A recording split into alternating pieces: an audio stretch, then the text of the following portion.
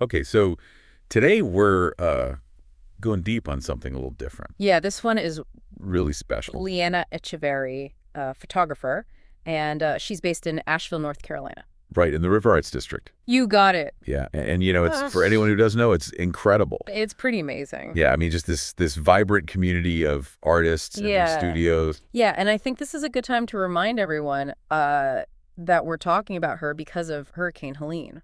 Oh, right, yeah. Yeah, and I mean, Hurricane Helene, as we all know, just ripped through this area. Oh, it was devastating. Uh, I mean, just absolutely devastating. I mean, the French Broad River rose 30 feet. Yeah, 30 feet and raging at 100 miles an hour. That's crazy. I mean, it's hard to even fathom that kind of power, you know? Absolutely. And, the River Arts District was right in the path of all that. Oh, totally. Yeah, I mean, buildings were destroyed, artwork was lost, just years of, creative work just gone. Yeah.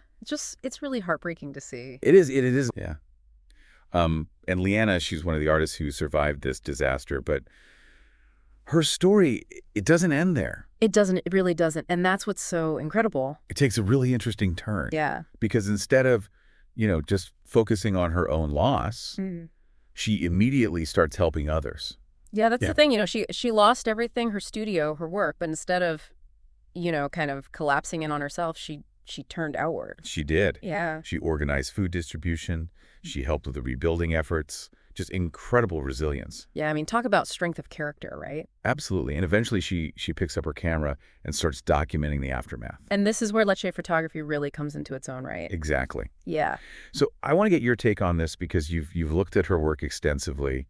I Uh, have. Yeah, it's really powerful stuff. do you think, when she turned to photography, was it a conscious decision to document everything? Or was it something more instinctive, like a response to the trauma? I think it was probably a bit of both, you know? Yeah. Like, on one hand, she's an artist, right? So documenting the world around her is kind of in her DNA. Right. But then on the other hand, there's this rawness, this immediacy to her photographs that suggests something deeper is going on. Yeah, like she's processing her own experience through the lens. Exactly. And she's inviting us to do the same, to look at the shadow side of things. The shadow side. Yeah, that's what I call it. At least it's like the parts of life that we usually try to avoid, the pain, the loss, the fragility. I see what you're saying. And I think there's this one photo that really captures that. Oh, yeah. Yeah.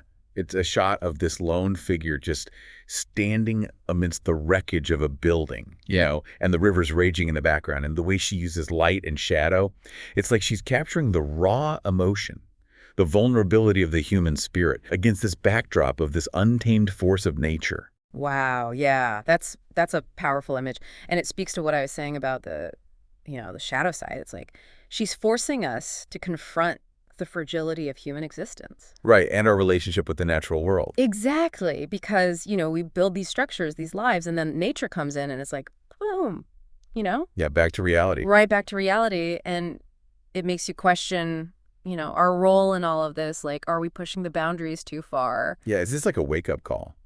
It could be. I mean, it definitely makes you think. It does. Yeah. But, looking at this other photo, I also get this sense of incredible resilience in the community. Oh, yeah. Yeah, it's a portrait of this group of artists rebuilding a studio together, and they're covered in dust and sweat, but they've got these smiles on their faces, and there's this determination in their eyes, this refusal to be defeated. Wow. So it's not all doom and gloom. No, not Yeah. at all. Yeah. There's this real sense of hope, too. I love that. And it speaks to the duality of Leanna's work.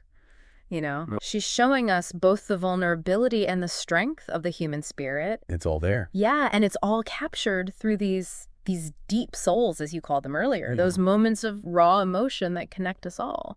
It makes me think, have you ever felt similarly challenged, by events, by forces beyond your control? Oh, absolutely. I mean, I think we all have in different ways, right? Right. And how did you find the strength to move forward? Well, I think for me, it was about connecting with others, realizing that I wasn't alone in my struggles. Community. Exactly. And I think that's what Leanna's work highlights so beautifully, Yeah. that even in the darkest moments, there's always this flicker of hope, this potential for renewal. And that's where the art comes in. Absolutely. It's not just about aesthetics, Right. It's a way of processing trauma, of finding meaning in the chaos.